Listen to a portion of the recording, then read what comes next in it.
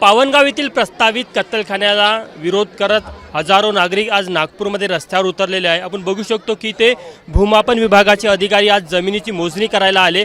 त्याच्या विरोधामध्ये सर्वपक्षीय राजकीय कार्यकर्ते असेल किंवा सकल हिंदू समाजाचे कार्यकर्ते असेल ते आपल्याला इथे पाहायला मिळत आहे आणि राजकीय नेते देखील आलेले आहेत। त्यांचं असं म्हणणं आहे की ह्या भागामध्ये विशेष करून नागरी वस्ती आणि इथे कत्तलखाना होऊ नये, त्यामुळे कुठेतरी हा प्रस्तावित कत्तलखाना दुसऱ्या भागामध्ये न्यावा या मागणींना घेऊन या सर्व ठिकाणी हे आंदोलन आपल्याला पाहायला मिळत आहे।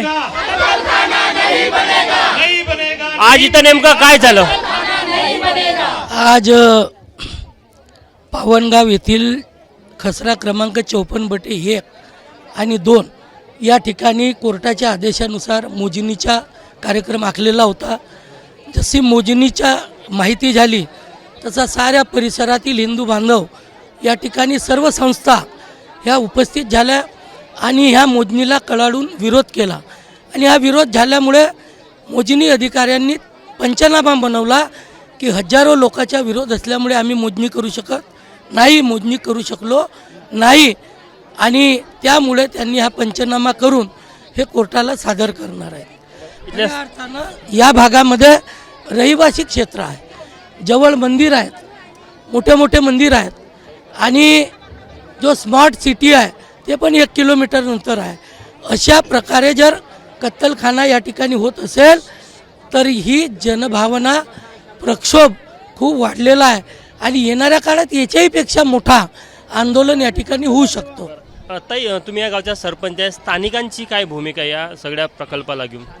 हा 54 नंबर खसऱ्यामध्ये आज सगळे स्थानिक लोक उपस्थित झालेले आहे, हजारो संख्येने महिला आणि पुरुष उपस्थित झालेले आहे। त्यांचा पूर्ण प्रकारे विरोध आहे। हा कत्तलखाना आमच्यावर लादला गेलेला आहे, हा कत्तलखाना आमच्यावर लादला गेला नाही पाहिजे, हा अन्याय आमच्यासोबत नाही झाला पाहिजे अशी आम्हाला आमची विनंती आहे। सगळ्यांकडे गव्हर्नमेंटकडे हे विनंती आहे की हा कत्तलखाना नाही झाला पाहिजे आणि आमच्या सगळ्यांचा इथे विरोध आहे।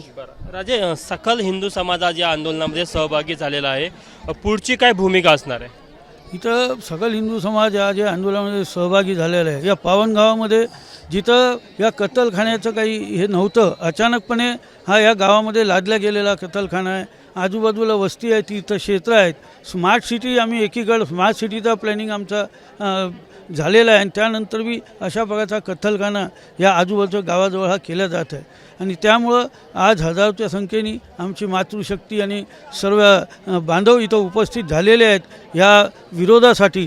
आणि हा कत्तलखाना आम्ही गौरक्षक, आम्ही गौभक्षक नाही आणि या नात्याने ह्या कत्तलखाना या पावन गावातच नाही पण सर्वांचं म्हणे या कामठी आणि कोणत्या आजूबाजूच्या वस्तीत शहराच्या झाला नाही पाहिजे ह्याचा तीव्र विरोध आहे। आणि आज पंचनामा इथं त्या संदर्भात ज्या मोजणीसाठी आले त्यांनी इथं पंचनामा तयार केलेला आहे की हजारोच्या संख्येने महिला आणि पुरुष इथं असल्यामुळं ही मोजणी इथं होऊ शकत नाही आणि हा रिपोर्ट त्यांनी कोर्टात द्यावा आणि कोर्टाला बी आमची विनंती आहे की त्यांनी हे सर्व मागणीचा विचार करून हा कत्तलखान्याचं कार्य ताबडतोब त्यांनी थांबवावं अशी आमची विनंती आहे। भाऊ, शेवटला प्रश्न, न्यायालयाच्या आदेशाने कुठेतरी हा प्रकल्प किंवा कत्तलखाना होत आहे, न्यायालयाच्या आदेशामुळे प्रशासनाने जर का लादण्याचा प्रयत्न केला तर काय भूमिका असेल तुमची? मी आमदार म्हणून सर्व जे हिंदू बांधव आहेत यांच्या बाजूने मी राहणार आहोत।